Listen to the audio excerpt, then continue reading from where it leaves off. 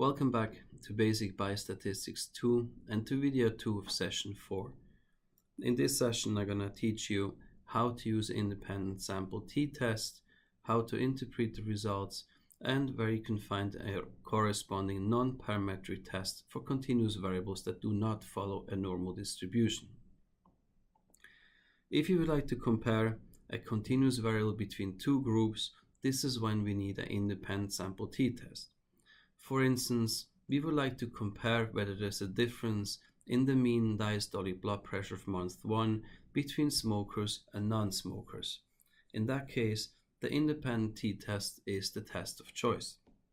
However, we have to make sure that the continuous variable is normally distributed. If the continuous variable is not normally distributed, we need a non-parametric test.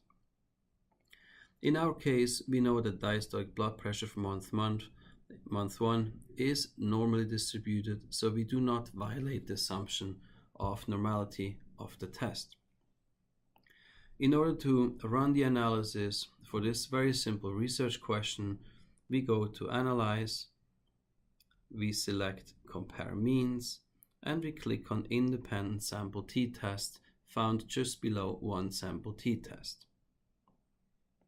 Once we click on it, a new window opens where you already see on the left hand side are the variables, and on the right hand side we have two empty white windows. The test variable window is the window for our continuous variable that is normally distributed. In our case it's diastolic blood pressure for month 1. We click on it and we move it to the test variable window by clicking on the arrow. The only thing that's missing now, we have to select, okay, we compare diastolic blood pressure between what? And we said we're interested between smokers and non-smokers. So we scroll down until we find the smoking status variable. We click on smoking status variable and we move it to the grouping variable window by clicking on the arrow. Now, as you can see, in the grouping variable we have smoking. There's a bracket with two question marks in it we have to get rid of. How do we get rid of the question marks? Well, we click on Define Groups. Here we have to use the specified values, how we coded smokers and non-smokers. We have coded them as 1 and 2. So we write group 1 was coded as 1 and group 2 was coded as 2 in our data. If you don't believe me, you can go back to data view or variable view where you have defined the variable smoking. We click on continue. If you go to options, actually there's not many options you can choose. You can change the confidence interval if you like, but basically do not have to do anything on that function. So with these two simple steps, you see now the smoking, we have the code as 1 or 2, and we have selected the diastolic blood pressure of test variable. The only thing left is now to click on OK. Clicking OK, we receive the test results of the independent sample t-test. Remember that the null hypothesis is that there's no difference in diastolic blood pressure between smokers and non-smokers. The alternative hypothesis is there is a statistically significant difference. Now let's have a look at our test results. First of all, we have here the number of subjects or dwarfs among the who do not smoke 30. They have an average blood pressure of 97.93. We have the standard deviation and the standard error. And the same we have for the smoking dwarfs.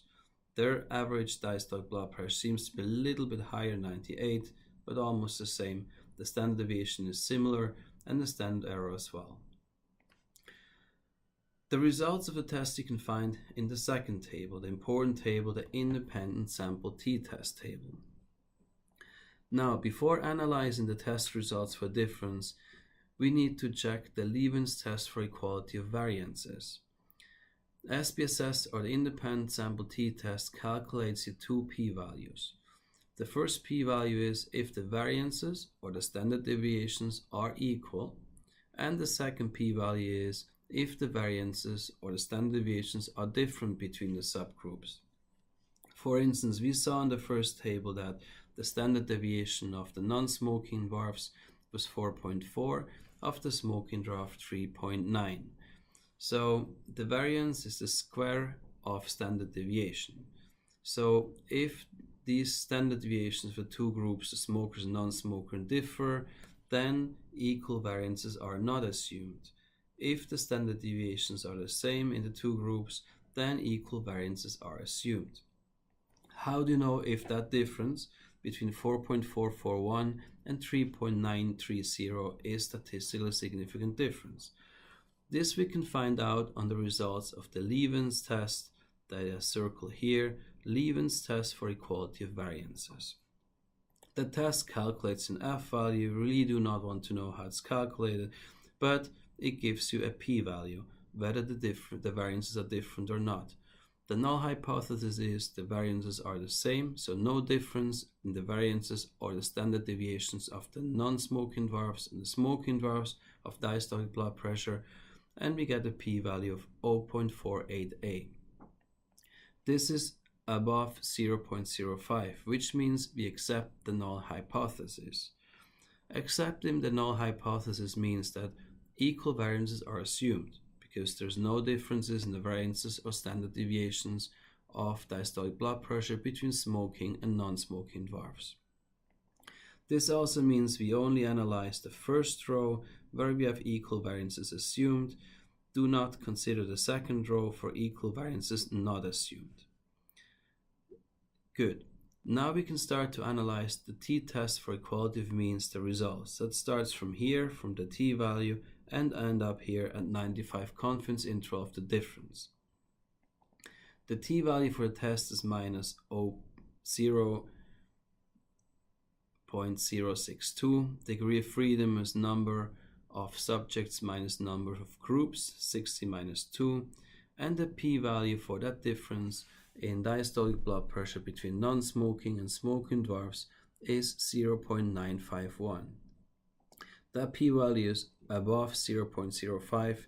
This means we accept the null hypothesis and we say there's no statistical significant difference in diastolic blood pressure between the non-smoking dwarfs and the smoking dwarfs.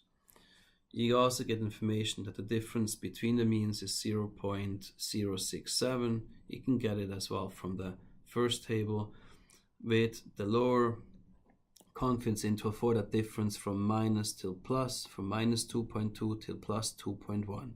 You also see as it crosses 0, there's no statistical significant difference in the diastolic blood pressure of month 1 between the smoking and the non-smoking dwarfs.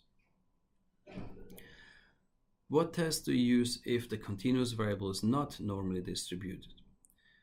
The corresponding non-parametric test to the independent sample t-test is the Mann-Whitney test. So if you choose, for instance, systolic blood pressure of month 1 instead of diastolic blood pressure, we would need to use a non-parametric test, because systolic blood pressure of month 1 is not normally distributed. You can go back to explore tests for normality if you don't believe me, or have a look at the exercises done in session 2. By now, I'm going to close this window. I do not save it. In your case, please save it. And I show you where I define the independent sample t-test for systolic blood pressure and the corresponding non-parametric test. We click on Analyze, and we have to scroll all the way down until non-parametric test until we find independent samples non-parametric test. We click on it, and we have a slightly more complicated window, and you will see it's actually much easier to fill it in. That window consists of 3 different vignettes: objectives, fields, and settings. On the first one, you can leave it to automatically compare distributions across groups, or maybe even easier, just click on Customize Analysis. By clicking it, you can see actually what this analysis do and what is the difference between automatically compare distribution among groups, compare medians across groups, customize analysis. But let me correct, let's choose automatically compare distributions across groups.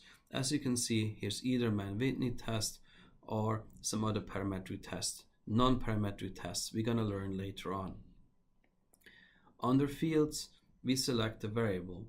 As we're interested in systolic blood pressure month 1, we select systolic blood pressure, move it to the test fields, and similar like the independent sample t-test, we have to select the group. we still want to compare with the systolic blood pressure different among smoking and non-smoker. We select smoking status and we move it to the grouping window. In that case, it does not ask us to define what is smoking, what is non-smoking.